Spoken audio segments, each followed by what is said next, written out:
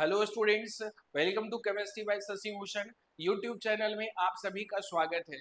बच्चों, जो भी नीट का एग्जाम देने वाले हैं इस बार, या फिर जो आईआईटी जेई का अगर आप प्रिपरेशन कर रहे हैं, तो उन बच्चों के लिए जो है कि एक टॉपिक है मोल कॉन्सेप्ट का, जिसमें कि इक्विवेलेंट जो है वो मास एक टॉपिक जो है कि वो आता है बच्चों। कॉन्सेप्ट इसका नॉर्मलिटी जब आप पढ़ते हैं ना, तो वहां पर इक्विवेलेंट मास का कॉन्सेप्ट जो है ये यूज होता है, ठीक है, जो काफी ये इंपॉर्टेंट कॉन्सेप्ट है। और जिन बच्चों को इक्विवेलेंट मास कैलकुलेट करने नहीं आता है ना, तो वो बच्चे जो है कि क्वेश्चन छोड़ देते हैं जनरली, ठीक है। तो इसलिए आज का जो वीडियो है वो काफी इंपॉर्टेंट रहने वाला है, क्योंकि आप अभी तक मॉलिक्यूलर मास तो कैलकुलेट करना जानते थे, लेकिन इक्विवेलेंट मास कैसे कैलकुलेट करते हैं ना, वो भी आज आप इस वीडियो में सीखेंगे। तो एक आप लोगों से रिक्वेस्ट है बच्चों, जो भी इस वीडियो को देख रहे हैं, अगर आप फर्स्ट टाइम अगर चैनल से जुड़ रहे हैं, तो आप अगर चैनल को सब्सक्राइब नहीं किए हैं तो प्लीज चैनल को सब्सक्राइब कर लीजिए, लाइक कीजिए, और ज्यादा से ज्यादा जो है आप अपने फ्रेंड सर्कल्स में आप शेयर कर दीजिए। अगर आपको अच्छा लगा तो आप कमेंट भी जरूर करें।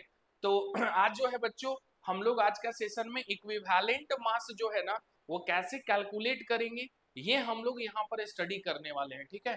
तो इक्विवेलेंट मास निकालने के लिए बच्चों आपको कुछ नहीं करना है।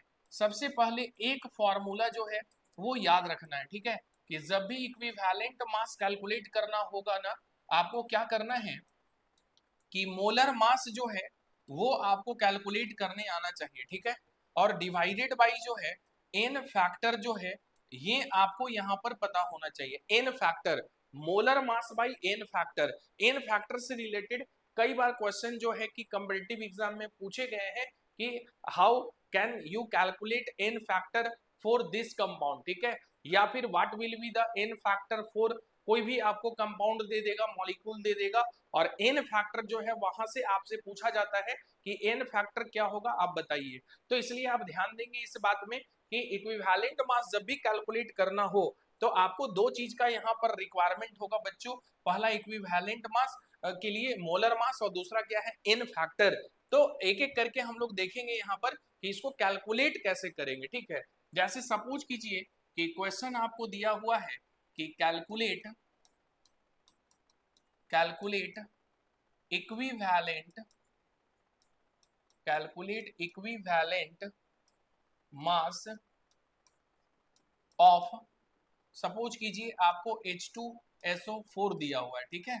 बोल रहा है कि H2SO4 का आपको क्या कैलकुलेट करना है, इक्विवेलेंट मास। तो कैसे कैलकुलेट करेंगे बच्चों, इसका सॉल्यूशन जो है वो क्या होगा, सॉल्यूशन ये होगा कि इक्विवेलेंट वेट निकालने के लिए जो है आपको क्या चाहिए, आपको मोलर मास कैलकुलेट करने आना चाहिए।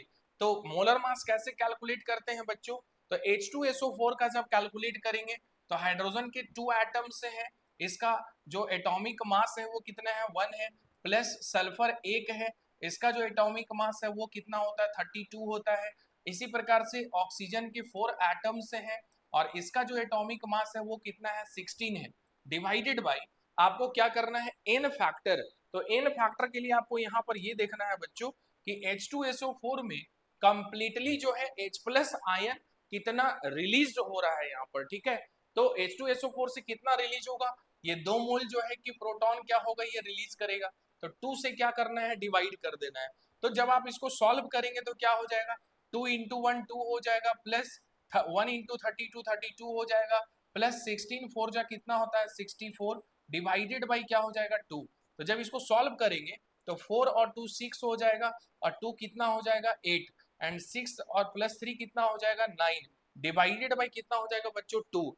तो जब आप इसको डिवाइड करेंगे ना, तो ये देखिए आपको कितना मिलेगा, 2 4 जा 8 हो जाएगा, और 2 9 जा 18। मतलब इक्विवेलेंट जो वेट अगर आप निकालेंगे किसका, H2SO4 का, तो वो कितना आ जाएगा, 49 आ जाएगा, ठीक है। तो ये इक्विवेलेंट मास H2SO4 का जैसे कैलकुलेट किए, वैसे ही मान लीजिए कि अब इसके जगह पर जो है कि अगर आपको कोई दूसरा अगर कंपाउंड अगर इस तरह का दिया हुआ है कि calculate equivalent calculate equivalent weight of, suppose कीजिए आपको यहाँ पर एसेटिक एसिड ना एक बेस ले लीजिए, मान लीजिए NaOH का देख लीजिए, NaOH दिया हुआ है, ठीक है, इसका आपको कैलकुलेट करना है। क्योंकि एक H2SO4 का देख चुके हैं तो इसलिए हम लोग जो है ये NaOH का आप देखते हैं। तो इसका कैसे निकालेंगे बच्चों, तो फिर से फॉर्मूला क्या था कि जब आपको इक्विवेलेंट जो है वेट जब निकालना हो किसका, NaOH का, तो ये कैसे कैलकुलेट करेंगे बताइए। मोलर मास जब निकालेंगे, फिर जैसे अभी निकाले थे बच्चों हम लोग, तो इसका कितना आएगा 40। और जब इसको अगर एन फैक्टर का बात करेंगे यहाँ पर तो देखिए Na प्लस और ये ब्रेक होगा किसमें, OH माइनस में, तो एन फैक्टर का वैल्यू जो है वो कितना हो जाएगा 1। तो 40/1 जो है आप करेंगे तो एग्जैक्ट वैल्यू जो है वो क्या आ जाएगा 40।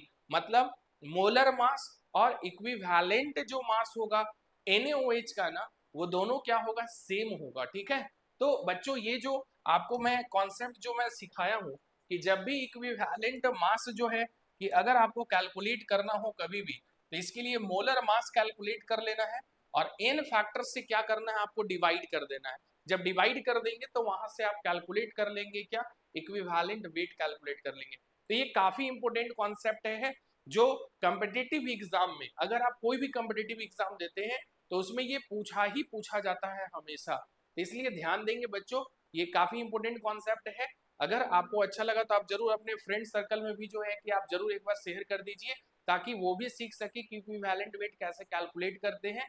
और अगर आप मेरे चैनल से अगर फर्स्ट टाइम जुड़ रहे बच्चों, तो आप एक बार चैनल को जरूर सब्सक्राइब कर लीजिए। और अगर आप चाहते हैं कि इस तरह का लेटेस्ट नोटिफिकेशन अगर आपको मिलता रहे, तो आप बेल आइकन को दबाना नहीं भूलें। Thank you.